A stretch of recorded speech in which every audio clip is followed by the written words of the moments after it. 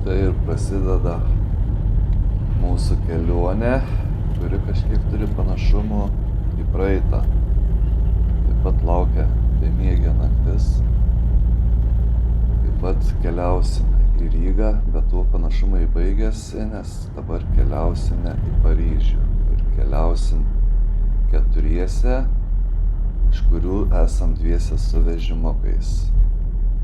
Taip pat skrisim su Ryanair avialinijom, kurios yra taip skaitomos pigiausios, bet žmonių bus garantuotai pilnas autobusas. Ir sėdėti bus labai kankinims grynai, tik ačiū Dievui, nepilnas 3 valandas skrisim, tai kažkaip tai gal iškentiesim. Ir bus didelių iššūkių, problemų, galim sakyti, nes aerouostas yra 80 km nuo Paryžiaus. Ir dasikas bus gan, daug dieve nebūtų problemų, nes esu užsisakęs šatlą, toks autobusas tiesioginis iš aerouosto į Paryžių, bet jis paprastai nėra pritaikytas vežimėliam. Aš su jais susirašinėjau ir sakė, kad bus pritaikytas, kad galima įlipti vienam žmogui. Susitariau, kad mes būsim dviese, bet vien žmogus perlips ant paprastos sėdynės, asistentas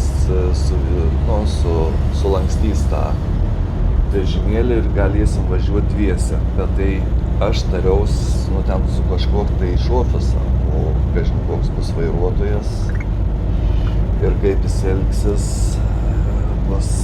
bus reikalų.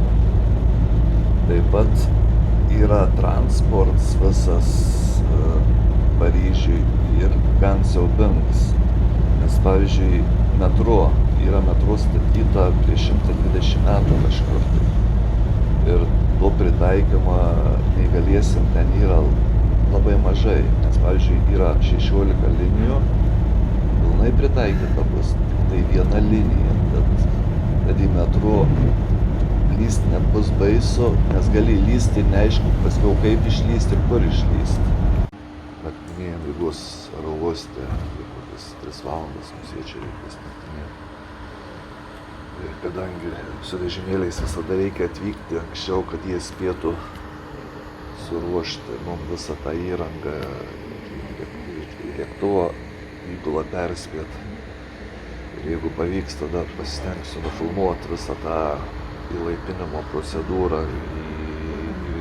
į autobusiuką. Pradėjo vykti įlaipinimo procedūrą. Pirma Kristina sodins, paskiau mane. Tai tie visą laiką įlaipinimą darbuotojai yra kaip pirmas labai gaunus.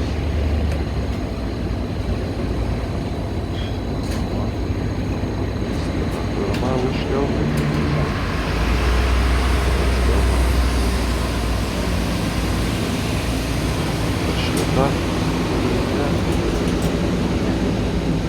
Ir įlaipins mūsų tada svečiusius kitus keleivius. Mus prie uodegos nuveš, pakel liftą į kitą kėdę persodinti iš vežimo.